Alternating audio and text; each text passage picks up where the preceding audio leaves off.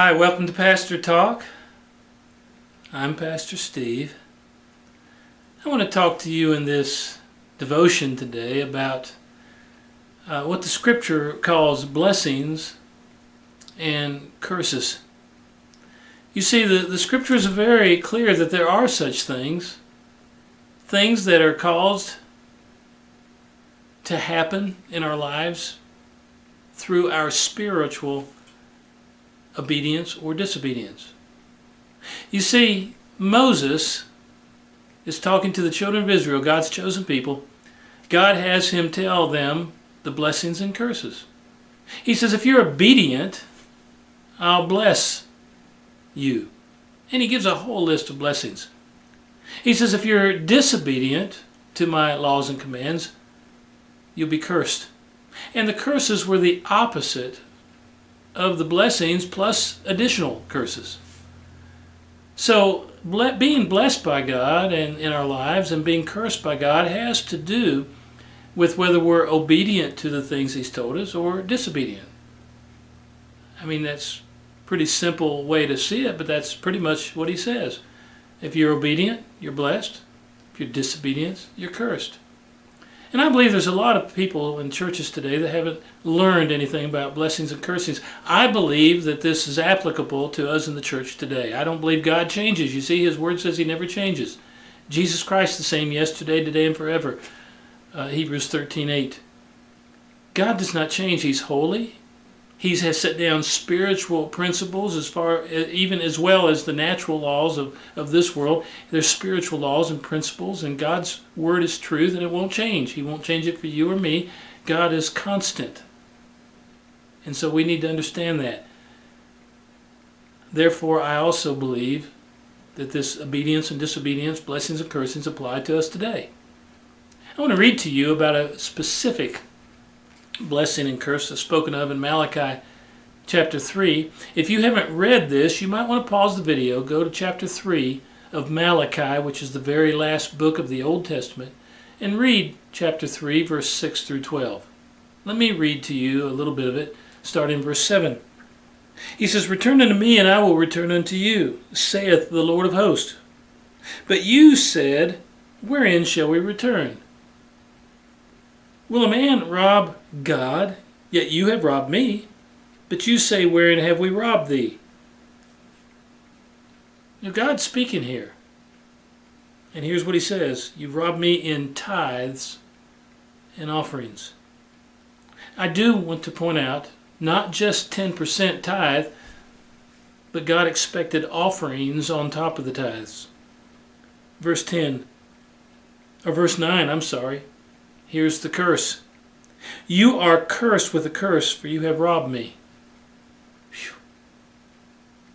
I wouldn't want to be cursed. Just the word curse don't sound good, does it? I don't want to curse in my life.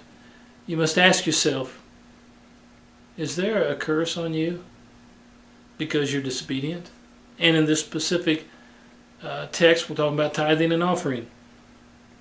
Verse 10, bring ye all the tithes into the storehouse, that there may be food in mine house.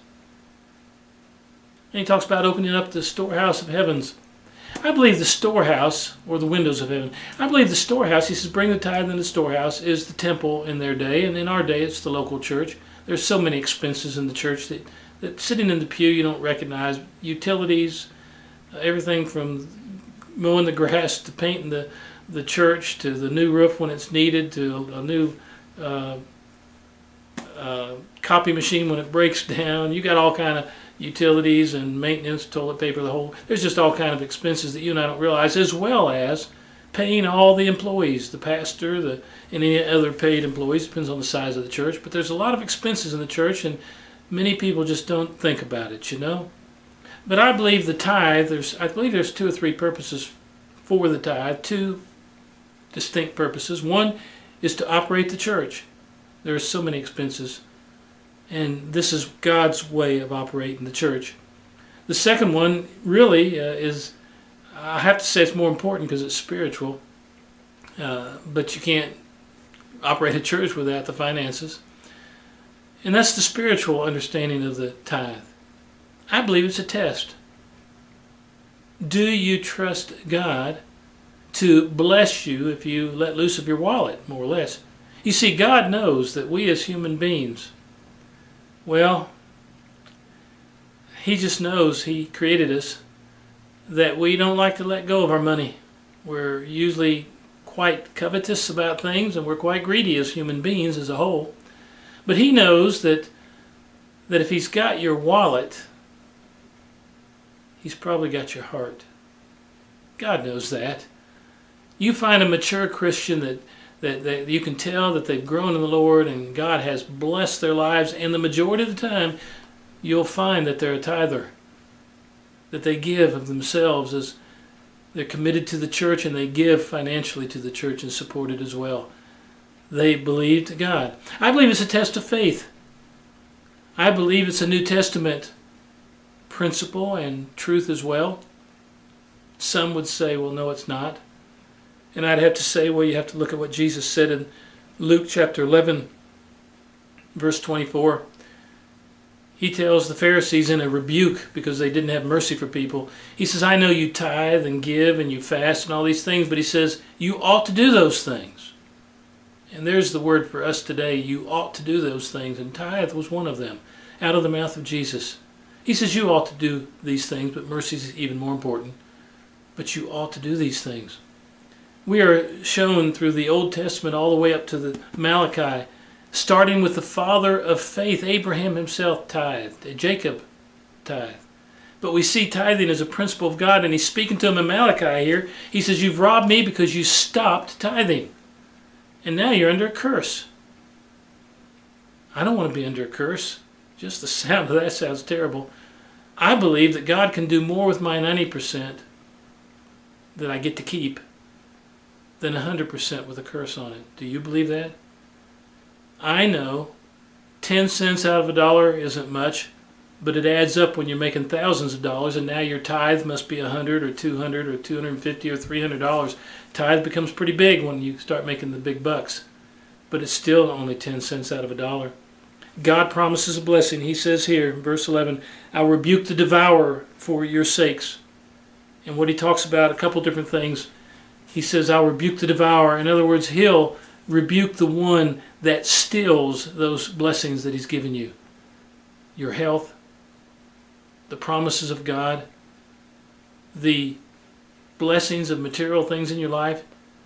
They'll last longer. They won't wear out as quick. He'll rebuke the devourer, the one that can steal the things he's blessed you with. Well, I pray that this has been instructive to you at the very least.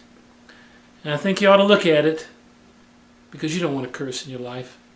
If you haven't been tithing and giving offerings, you need to consider to tithe and offer and do the offerings so that God can bless you and open the windows of heaven, as he says in Malachi chapter 3.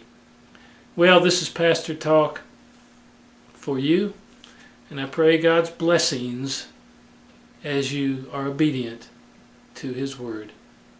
God bless you.